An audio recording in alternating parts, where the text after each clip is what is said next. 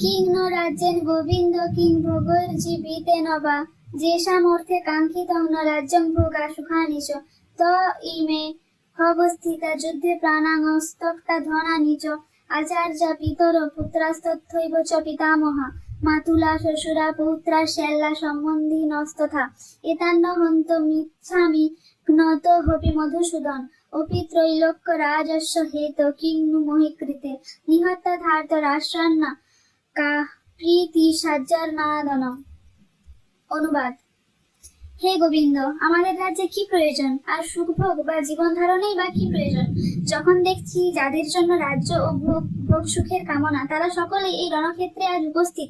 হে মধুসূদন, যখন আচার্য, পিতৃব্য পুত্র, পিতামহ, মাতুল, শ্বশুর, পৌত্র, শ্যালক ও আত্মীয় স্বজন সকলে প্রাণ ও ধনাদির আশা পরিত্যাগ করে আমার সামনে যুদ্ধে উপস্থিত হয়েছেন, তখন তারা আমাকে বধ করলেও আমি তাদের হত্যা করতে চাইব কেন? হে সমস্ত জীবের প্রতিপালক জনার্দন, পৃথিবীর তো কথাই নেই, এমনকি সমগ্র ত্রিভুবনের বিনিময়েও আমি যুদ্ধ করতে প্রস্তুত নই।